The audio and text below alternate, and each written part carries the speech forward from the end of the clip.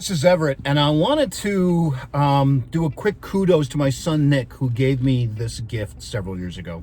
And what this is it's a cell phone wallet. And what you do is you put your cell phone on one side, and then on the other side you have your credit cards, you have your cash, you have your license, you have all of it. It's all in one.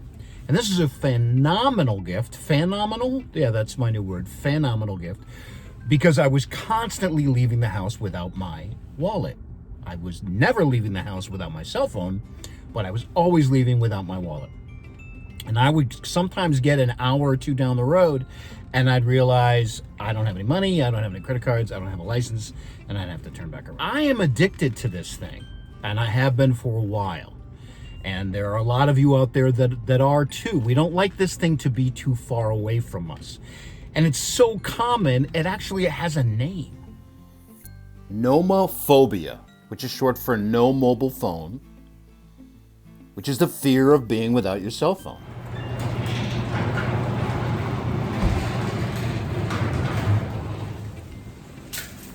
Now, this phone addiction, for me anyway, started years and years ago because I've always had a phone for work.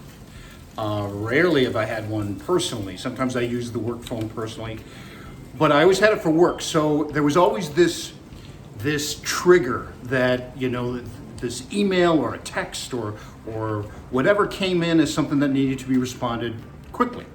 And that's never left me. What's funny is I take the phone. If I'm on a red light, I'll reach for the phone. If I'm out of town, I sleep with the phone under my pillow. I say it's because just in case Debbie needs to get in touch with me, but it's an addiction. I know it is, and I've got to address it. If you go online and you look at some of the ways to address being addicted to a cell phone, these suggestions are, how do I say this, stupid, really stupid. They say, stop notifications, take your apps off, put your phone away. My favorite one is, two favorite ones. One was, spend more time where there's no a Wi-Fi or cell service. And my best one is get a hobby. What? That doesn't address any of it. That's like telling an alcoholic to cure your alcoholism, drink milk instead of bourbon. It doesn't make any sense. We who are addicted to our cell phone are addicted usually for one reason. And it's this. FOMO. FOMO, which is the fear of missing out. So we grab our phone, and it's very important to us to respond quickly. Respond to that text, respond to that email, respond to that instant message, respond to whatever they are on Instagram and that sort of thing. We need to respond quickly.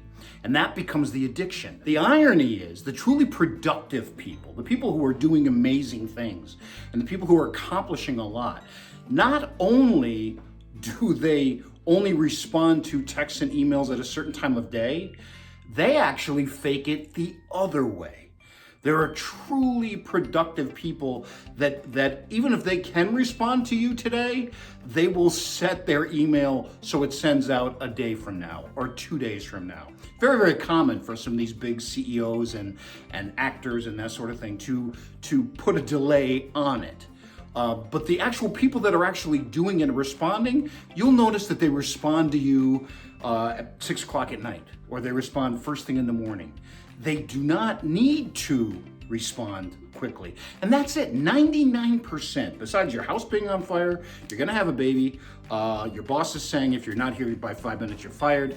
Besides those, there's no, the time limit that we believe is important, we've made up. It's not. It's not important at all. There is plenty enough time to do this. And there's a couple of different tricks that we can address this with. So I've come up with four things that I'm gonna do to address this addiction to my cell phone. And I wanna give it to you now. Here's the first one.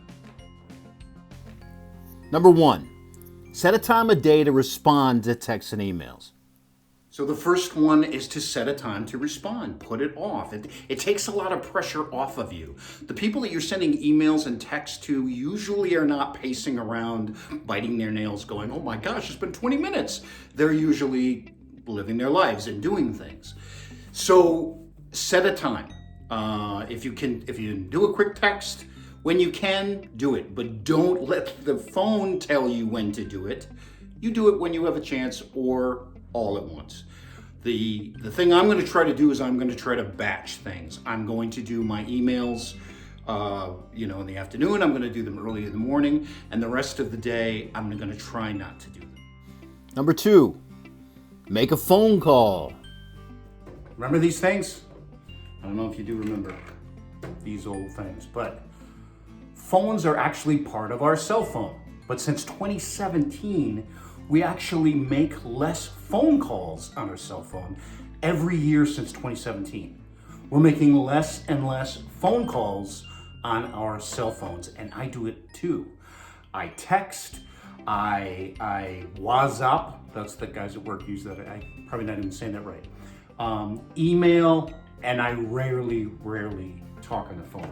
What's funny is that pressure with people now to get on the phone is higher because they rarely do that. So what I'm going to try to do is, if I can, I will make a phone call. If somebody emails me or they text and I'm in the car or I have the time, I'm going to try to make a phone call. Why? Because it's a connection. Because it gets over that fear. Because it's an actual, closer to an actual conversation with someone. And I'm afraid it's a dying art. So I'm going to make that as my next step. Number 3, when not using my phone, I'm going to focus on one thing around me. In conversations, real life conversations with people, and have felt the buzz of my cell phone in my pocket, and it's taken me away from that conversation. I've mentally left that great conversation or that great experience, because when I'm not on my cell phone, I'm going to focus on one thing. This is going to sound cheesy, but I'm going to sound one thing out in the real world that I'm experiencing right now that I'm going to focus on. If I'm having a great conversation with someone, if my cell phone is right next to me, but I'm driving through a really pretty area or a not really pretty area, maybe that will let me be gratitude. It'll make me gratituded for what I do have. It sounds cheesy, but I'm going to spend more time in the moment outside my phone, because those are the ones that really matter. So number 4, just because I can does not mean that I have to check my cell phone. All right, here's the last one. As we said, just because I have the time, see how I have the clock there, doesn't mean I have to check my cell phone. It's not a knee-jerk reaction. It's not, oh my gosh, I've got nothing to do, where's the phone?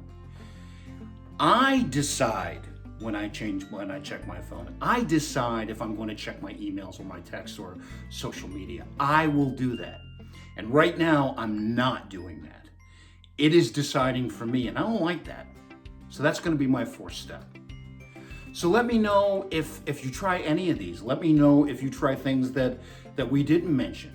Please leave the comments below, and please subscribe. We're brand new, and we could use all your help. Thanks.